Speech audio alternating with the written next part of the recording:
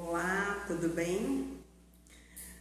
Neste vídeo estaremos com o professor Fabiano Idem, que irá contribuir com o relato de experiência na temática Educação Infantil versus Pandemia.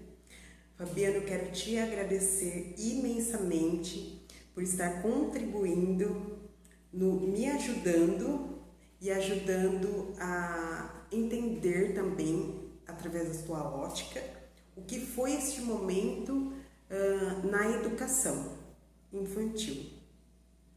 Passo a palavra para você. Meu nome é Juliana de Oliveira Campos e estou fazendo a apresentação do meu estágio supervisionado no modelo extensão.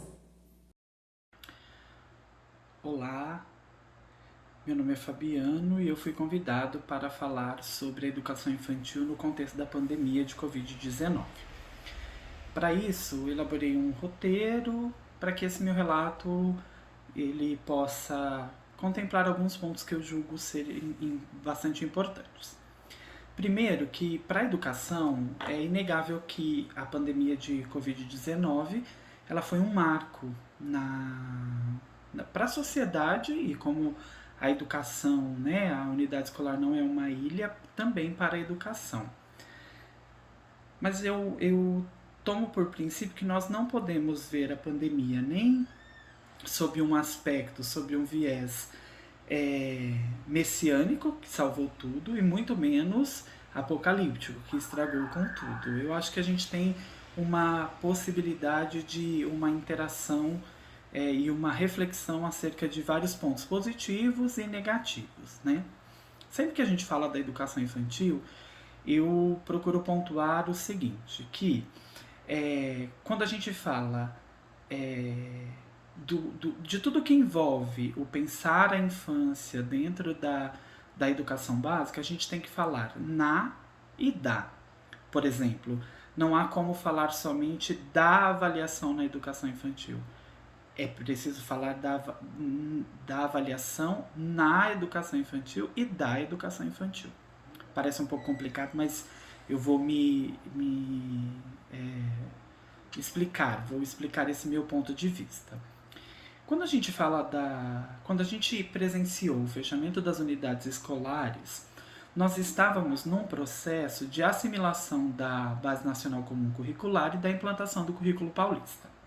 Isso por si só já era uma grande novidade, porque pensar um currículo para a educação infantil, depois dos referenciais curriculares nacionais, agora com uma proposta embasada pelo documento maior que é a Base Nacional Comum Curricular, mas também tendo um documento próprio escrito para tal etapa, como o Currículo Paulista, isso por si só já era muito inovador. Inovador porque a educação infantil, que é responsabilidade dos municípios, teve um papel de destaque nessa elaboração do Currículo Paulista pela pactuação que foi feita, pelos seminários de avaliação que foram feitos e todo o percurso da criação do Currículo Paulista. Isso por si só já bastava para dizer que era um passo significativo que seria dado. Porém, quando a gente fala da implantação de novas teorias ou da consideração dessas num cenário educacional, a gente precisa considerar, né, a gente precisa pontuar toda a revolução ou burburinho que isso pode causar. Na educação não é diferente, né? Primeiro, porque a concepção que a Base Nacional Comum Curricular trouxe, ela coloca a criança de um tal modo no cenário educacional que é preciso refazer os paradigmas em relação ao processo de ensino-aprendizagem e toda a novidade dos campos de experiência, dos objetivos de aprendizagem e desenvolvimento, da interação e da brincadeira e tudo mais que já tive a oportunidade de falar em outro momento com vocês também. Mas o que eu quero pontuar é o seguinte: quando nós fechamos as nossas unidades, nós estávamos no processo formativo dos professores de assimilação desses novos paradigmas. E isso, de certa forma, causou uma ruptura, porque nós precisamos nos adaptar num modelo que era desconhecido, modelo remoto, emergencial, E quando a gente fala de modelo remoto emergencial, a gente pensa nas atividades sendo desenvolvidas, mediadas por plataformas eletrônicas, que se encaixa bem nos anos finais do ensino médio, que pode ser adaptado nos anos iniciais, mas que é um fator muito complicante quando a gente fala de educação infantil. Por quê? As crianças não têm autonomia de acesso e, dependendo dos pais para esse momento, considerando as crianças, os bebês e crianças bem pequenas, e as crianças pequenas precisam de um auxílio, né? Então a dependência aí é muito maior do pai, da mãe e do responsável para esse trabalho. Então, quando nós precisamos implantar o ensino remoto na educação infantil, logo nós pensamos a quem nós vamos dirigir. E aí nós tivemos orientações do Ministério da Educação, nós tivemos orientação da Secretaria de Estado da Educação, só que isso na operacionalização ele fica um pouco comprometido, um pouco mais complicado, né? De primeiro momento, a Secretaria Municipal de Educação optou por desenvolver atividades com todos os segmentos e a educação infantil não ficaria fora. E naquele momento nós entendemos que nós tínhamos a oportunidade de trabalhar essa nova visão de criança através das atividades remotas. Inicialmente foram construídos grupos no Facebook com os pais ou responsáveis e os docentes postavam ali atividades bastante explicativas para que fossem desenvolvidas com as crianças. Bom, daí surge o primeiro problema. Por que o primeiro problema? Porque quando a gente olha uma atividade de educação infantil, ela tem uma intencionalidade pedagógica, mas aquilo que é visto, inegavelmente, é uma brincadeira. Por detrás, como pano de fundo, ou como objetivo a ser alcançado, está a aprendizagem e o desenvolvimento da criança. Mas somente com um olhar muito sutil, com um olhar muito observador do professor é que se consegue ver isso. Aparentemente, ela é uma brincadeira que se foi proposta. Como nós estamos na alteração de paradigmas, a gente precisa considerar que esses paradigmas não são somente dos professores, mas também dos pais. A ideia de matricular a criança em uma unidade escolar já traz à cabeça dos pais a questão da escolarização. E a escolarização remete a atividades, e atividades remete a uma série de concepções que ficaram meio que perdidas no contexto da educação infantil.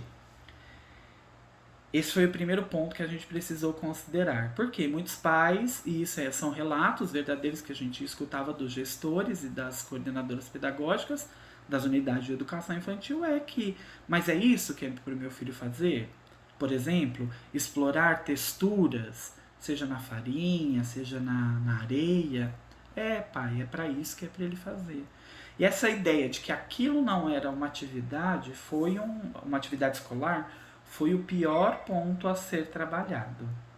Porque a ideia estava, vamos pegar aí as crianças pequenas em idade de pré-escola, voltado para alfabetização, escrita do nome, conhecimento do alfabeto, tudo isso muito importante, mas que não tira o direito da interação e da brincadeira como prática de vivência dentro do ambiente escolar. Então, eu acho que esse primeiro momento foi os professores entenderem, né, um novo contexto, como eu vou me organizar, e as famílias entenderem como que eu vou me organizar. Daí a gente tem um outro problema, porque nem todo pai tem a possibilidade de estar sempre com o filho, nem toda mãe ou responsável, ela pode desenvolver aquilo, então isso ficava subordinado à rotina do pai e da mãe, que a gente entendeu que nesse momento não podia ser, né, uma deveras cobrança, porque foi um período de adaptação para todo mundo, mas ficava subordinada à rotina daquela família, né? E em muitos casos, a gente precisa ser sincero, não tinha, infelizmente, na rotina semanal, não tinha o tempo para desenvolver duas atividades que eram que a gente tinha proposto. Em primeiro momento, não foram oferecidas as atividades, as aulas síncronas ou assíncronas, porque nós entendemos toda a questão da equidade, nós entendemos toda a questão da falta de equipamento e talvez né, e também do perigo que é ou da não indicação, que é de colocar as crianças em contato com tela, mas naquele momento era o único que a gente tinha. Nós tivemos poucos casos, mas houve de pais que queriam retirar as atividades impressas como um roteiro de trabalho com a criança. Eu digo que o que estava ali era uma indicação de trabalho para fortalecimento de vínculos entre pai e filhos, para o desenvolvimento de objetivos de aprendizagem, e acho que isso foi de início. Para que tudo isso acontecesse, nós precisamos contar com a boa vontade, ou melhor, eu diria, com a garra dos professores, porque eles precisaram se reinventar, né? Sobretudo na educação infantil, nós tivemos aí uma grande antecipação das competências digitais nos professores, meio que sem muita formação, precisou acontecer, né? Então esse é um ponto favorável da pandemia. Talvez, se nós não tivéssemos num contexto de pandemia, essas competências não aflorassem, porque o ensino presencial, ele já é mais, até digo que engessado, os professores já têm uma forma e eles precisaram se reinventar. Reinventar na contação de histórias, reinventar na indicação de atividades, olhar para as atividades não imaginando o modelo ideal de família, mas pensando na diversificação de objetos que poderiam não ter nas casas, né? Foi bastante um contato com a realidade, porque na unidade escolar os gestores providenciavam, mas se aquela atividade era julgada como importância no planejamento do professor, ele precisava subsidiar a família. Então, vamos pensar, né? Coisas assim, de certo modo simples. Tem que utilizar fita adesiva, mas será que aquela família tem fita adesiva? O que a gente pode sugerir em substituição à fita adesiva, né? Então, toda essa movimentação foi bastante importante. Outro fato é que, de certa forma, a gente entrou nessa rotina da família e já querendo um espaço de destaque, porque a gente queria acompanhar o desenvolvimento das crianças e das crianças naquele momento. E a gente encontrou, de certo modo, resistência, né? A primeira etapa da educação infantil não é obrigatória.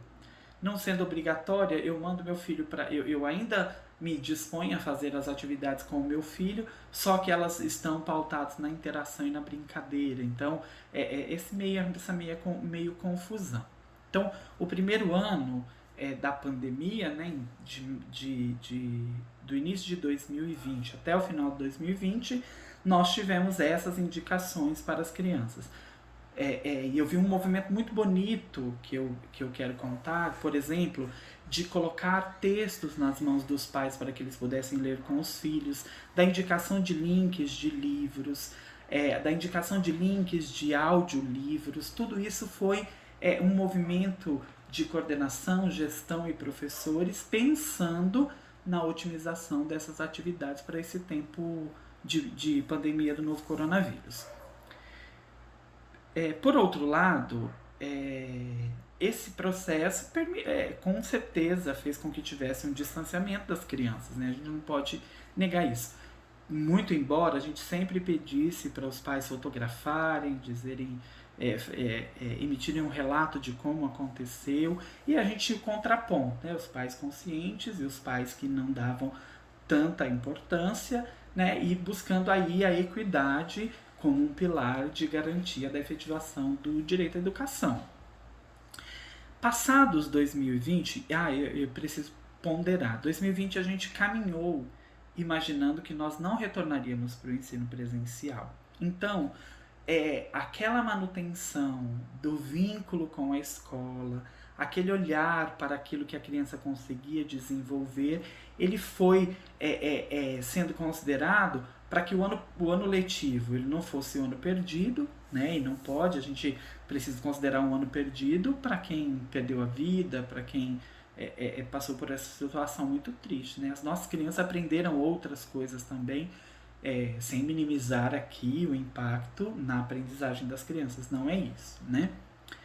Diferente disso, no ano de 2021, a tônica do trabalho com as crianças foi diferente. Por quê? Porque tudo indicava um retorno presencial. Então, se antes a gente caminhava para terminar remotamente, agora nós estávamos caminhando para voltar presencialmente. Sistema de revezamento, hoje com 25% do total de alunos que a escola pode atender, né? Mas a gente caminhava por esse percurso. Esse era o caminho que a gente iria fazer. Para isso, nós precisamos solidificar bem o plano de ensino, entender o plano de ensino como um instrumento vivo que precisa ser refletido, trabalhar bimestralmente esse plano de ensino, porque não havia uma data para voltar. Então, quando fosse voltar, nós precisávamos estar encaminhados um pouco até a efetivação desse retorno, né? Por isso que nós investimos numa semana de preparação dos professores, regulamentados por uma legislação específica publicada pela Secretaria de Educação e Cultura, que nos deu um embasamento muito bom, né? Eu digo que ela foi assim a mola propulsora das ações didático-pedagógicas e também um amparo em todos os sentidos. Nessa resolução foi colocado que os professores precisavam fazer as aulas síncronas, assíncronas, além da disponibilização das atividades. E foi muito interessante ver o professor dando um passo mais nas competências digitais, porque gravar a sua aula ou fazer uma transmissão, haja vista que nós adotamos grupos de Facebook como sala de aula, que é uma plataforma mais barata, com acesso mais universal, mais barata no sentido dizendo assim, né, dos custos de internet, que é muito mais fácil um aluno ter ou um familiar ter o Facebook, uma conta no Facebook, do que a internet para consumir dados ou plano para entrar em uma plataforma específica. Mas foi muito bonito ver o percurso que os professores fizeram, de como eles adaptaram a sua aula, e aí estenderam a sala de aula deles, sendo da própria casa do professor, porque de início as aulas foram eles estavam em teletrabalho, trabalho remoto também, mas a coordenação sempre procurando pontuar esses aspectos. Nós vamos voltar presencialmente. Até que esse ponto chegou, né? No início do mês de agosto, nós tivemos a oportunidade do retorno presencial. É um ganho extremamente significativo, né? Muito embora ainda haja um medo, um receio por parte dos profissionais da educação, por parte da família, mas não tem como dizer que não foi um ganho significativo à volta dos alunos. Outra coisa que eu escolhi pontuar é que foi um ganho para a educação infantil a questão da avaliação nesse período. Por quê? Primeiro, porque a ideia de avaliação como uma coisa formal, para estabelecer nota, foi tida como um repúdio. Como pensar na avaliação da educação infantil, quando a proposta era que nós nos embrenhássemos ou desbravássemos caminhos da observação do desenvolvimento das crianças, né? Para isso, tanto os 6 quanto a pré-escola desenvolveram, primeiramente a pré-escola, preciso pontuar, desenvolveram um método de consulta aos pais, de indicar para o pai, sondar com o pai princípios que pudessem configurar uma descrição para uma ficha individual do aluno, para o relatório da sala. Isso é muito importante, porque num ganho, se a criança está tendo como ambiente de aprendizagem a sua casa, o pai ele é um colaborador do filho, do professor, nada melhor que o olhar dele em relação ao filho ou a quem é responsável para a consideração da avaliação. Foi aí que algumas unidades, a começar, volto a dizer, das EMEIs, implantaram um sistema de consulta aos pais por meio de formulários do Google Forms ou atividades impressas, que davam a base para a sondagem que eles precisavam fazer. Hoje, eu vejo que na rede municipal de ensino está mais certo, mais claro a ideia de que quando se coloca num calendário escolar uma semana dedicada à avaliação, na educação infantil é uma semana dedicada à sondagem mais aguçada, porque no desenvolvimento das crianças isso é contínuo, né, paulatino. Mas como nós estamos num sistema de revezamento, essa semana era para focar o olhar no desenvolvimento de competências, né, do desenvolvimento dos objetivos de aprendizagem, mas sobretudo focar o desenvolvimento dessas crianças. Primeira experiência nesse ano com esse modelo foi muito positiva, tanto é que nós vamos repetir agora, mesmo estando em sistema de revezamento no ensino presencial, porque precisa de uma visão integrada daquilo que o professor consegue ver, daquilo que o pai consegue ver, em prol do desenvolvimento da criança.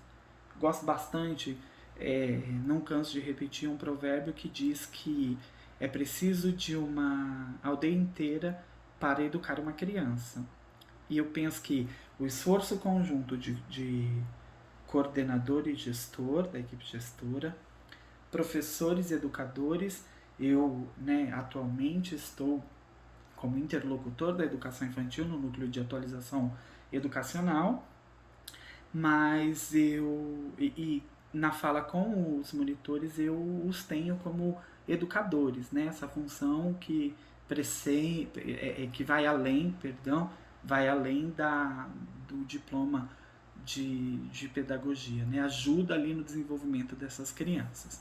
Então, precisa de uma aldeia inteira, gestores, professores, educadores e familiares. Esse olhar múltiplo, ele tem uma função de dar uma conotação toda especial para o processo de avaliação dessas crianças. Eu acho que eu preciso pontuar também que, ao meu ver, hoje os pais conhecem muito mais a escola, o estilo de aprendizagem dos seus filhos, porque isso aconteceu dentro do ambiente escolar, e também que os professores têm maior possibilidade de interação com os pais, porque eles foram os olhos e às vezes até outros membros do corpo, como mãos, pés, olhos, quando eles estavam no ensino totalmente remoto. Nós temos uma resolução que regulamenta esse retorno presencial, facultativo nesse momento, e então nós estamos naquela mediação, porque em sistema de revezamento a criança vai 1 ou 2 vezes na unidade escolar por semana, onde desenvolve as atividades específicas daquela semana, mas nós não descuidamos também dos alunos que estão exclusivamente em ensino remoto.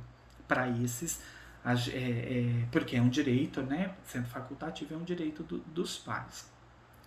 Eu penso que nesse contexto da educação infantil, eu pontuo que nós tivemos grandes avanços, nós tivemos grandes retrocessos, vou começar por aí, porque o distanciamento de uma criança da unidade escolar, ele é muito prejudicial.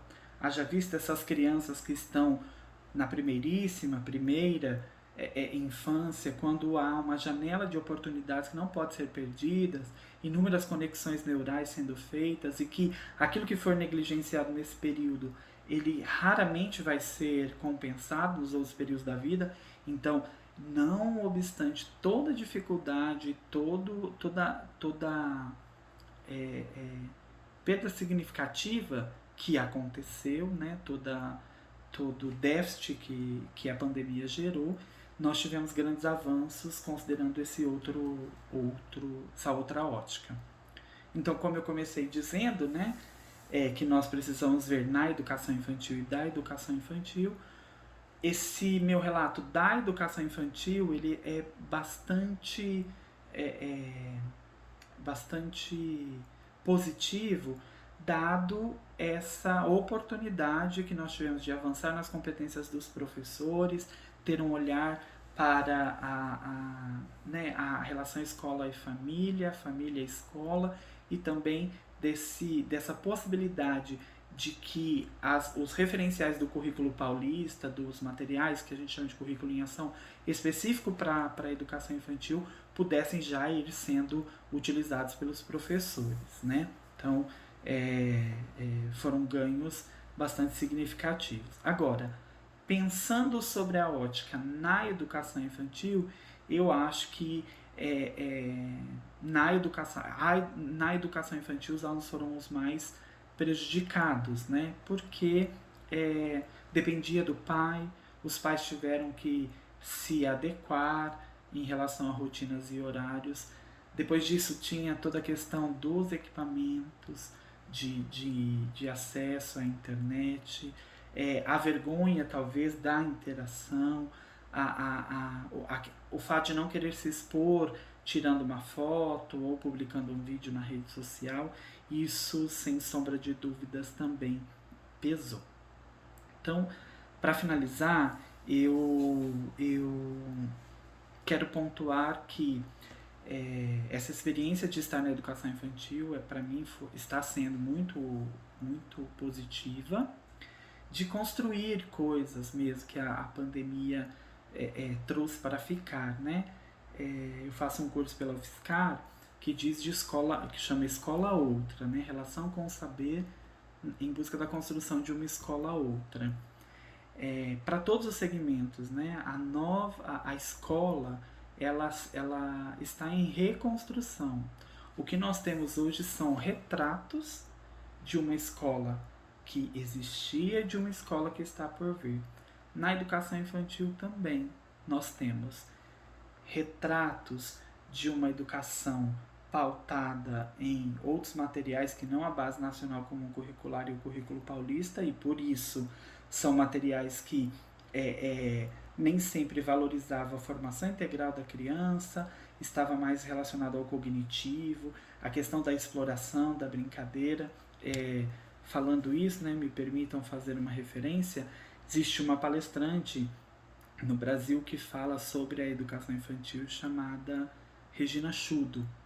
E eu estive numa palestra dela e a Regina disse assim, né, que a vontade dela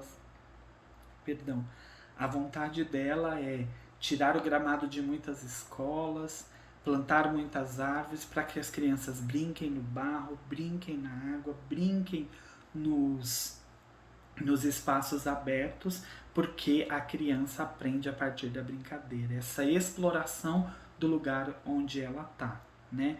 É preciso considerar este cenário na educação infantil, senão a gente vai reproduzir modelos tradicionais de educação que não colaboram com uma formação integral, né? Se a gente quer colher bons frutos de cidadãos autônomos no final do ensino médio, a gente precisa agora pontuar a necessidade de um trabalho significativo.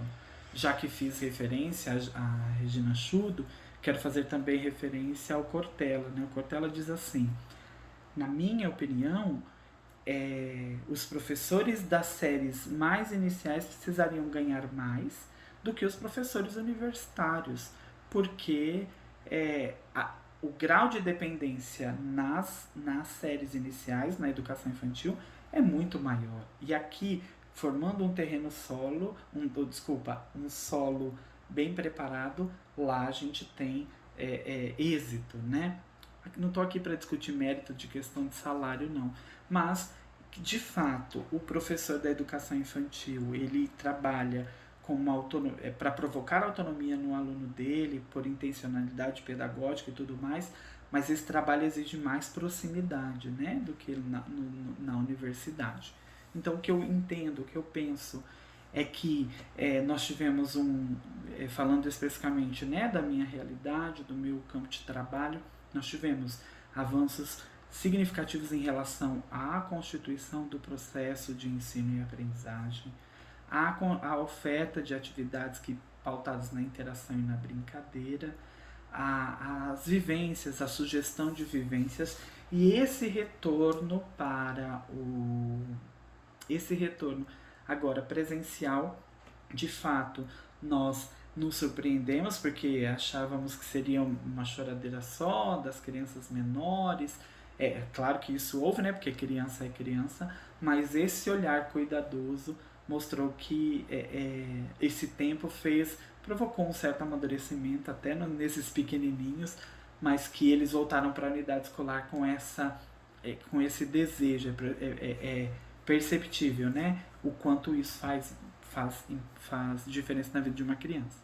É preciso pontuar também, a gente não pode fechar os olhos para isso, que a escola é um campo de oportunidades tanto para a alimentação e para o social também, né? Isso a gente não pode negar.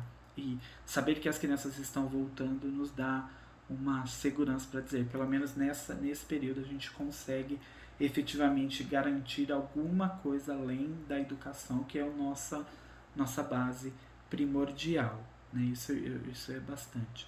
E eu também quero pontuar que nesse período eu vi despontar talentos magníficos entre os monitores, falando especificamente dos 6 centros de educação infantil.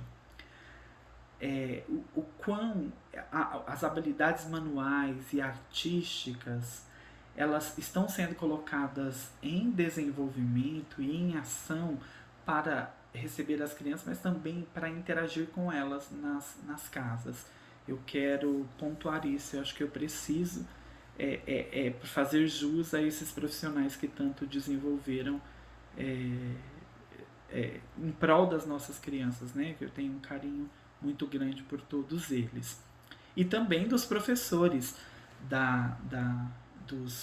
dos anos da educação infantil no contexto de centros de educação infantil, o quanto eles se dispuseram, e também nas escolas municipais de educação infantil, pré-escola, né, no nível 1 e no nível 2, assim denominado aqui, né. Eles já vinham no tocante a partir da coordenação pedagógica, com temas geradores, com atividades que não contemplassem somente o papel de escolarização que os pais queriam ver. Foi até bom eu lembrar disso, né? Desde pequena a gente não gosta de errar, né? E o quanto a gente conseguiu ver que os pais preferem substituir a ação da criança para que ela não erre, sobretudo ali no contexto de e-mail. Era muito comum as coordenadoras relatarem que sabia que a letra era do pai, sabia que o filho não era a criança que tinha feito, porque professor tem esse olhar, né? Eu sou apaixonado por essa profissão e eu consigo perceber as sutilezas no olhar dos docentes, né? O olhar docente é preciso, né? E isso nos fez pensar também, né? Como que nós, professores, encaramos o erro das crianças? Porque o pai não queria permitir que ele errasse de pintar fora das bordas, não queria que ele errasse no traçado, preferia substituir a ação da criança, e aí a gente fala que tem autonomia zero por essas atitudes deles, né? E agora, no retorno presencial, a gente tem conseguido sondar essas situações. Agora, para finalizar mesmo, acho que eu já falei que eu ia finalizar algumas vezes, né? Peço até perdão. Mas para finalizar, né? Eu acho que eu preciso me pontuar da seguinte maneira. O olhar do educador na educação infantil, o olhar do professor na educação infantil, ele é muito mais abrangente do que na minha realidade de anos finais. E é um questionamento que eu faço a mim, quero provocar também para vocês. O que faz com que esse olhar de proximidade ele vá se perdendo ao longo dos anos, né? Talvez caberia uma pesquisa aí, eu também não saberia dizer. Mas se a criança aprende a ser olhada, cuidada, incentivada aqui, ele tende a cobrar indiretamente isso do professor. Então, que sejam investidas inúmeras ações na educação infantil, que essas crianças tenham oportunidades de desenvolvimento grandiosas, seja no território educativo, seja nas relações, fazendo valer os direitos de aprendizagem e desenvolvimento, fazendo valer os campos de experiência, fazendo valer toda essa concepção que se tem das crianças. É importante que nós lutemos por essas características, por essas ações que vão englobar todo o desenvolvimento das nossas crianças. Agradeço a oportunidade, agradeço de fato a oportunidade, e como ainda nós estamos no decurso de uma pandemia, eu quero pontuar, já que o tema era esse, né, que nós podemos passar por uma crise de imunidade com essa pandemia. Essa fala não é minha, viu, gente? É da Regina Schuller. Mas nós não podemos passar por uma crise de humanidade. E a criança como centro na educação infantil é ponto passível para trabalhar o fazer humano, o lapidar humano, com todas as dimensões que lhe constituem, fazendo com que a educação infantil seja de fato um espaço de experiências verdadeiras. Não queremos uma educação infantil voltada para a escolarização antecipada. Não. Demos às nossas crianças o direito da interação, da brincadeira, do cuidar, do aprender, como experiência e vivência, e a partir daí emergirão as novas aprendizagens. Um grande abraço a todos, muito obrigado. Fabiano, eu não tenho palavras para te agradecer pelo seu relato, pela sua disponibilidade em me ajudar, por estar contribuindo para reflexões, para a nossa aprendizagem. Diante da tua fala, né, nós vemos como em todo esse trabalho também foi dito que a criança é o centro e que se visa o desenvolvimento integral dela, assim como os esforços de todos, né, os gestores, professores, coordenadores, monitores, neste momento. E que agora, nessa volta presencial e remota ainda, o quanto a observação é importante e que ainda vai haver momentos de sondagem, né? E que a família também vai participar dela. Então eu quero agradecer a você novamente, quero agradecer a todos que me ajudaram neste trabalho, nos comentários. Meu muito obrigada.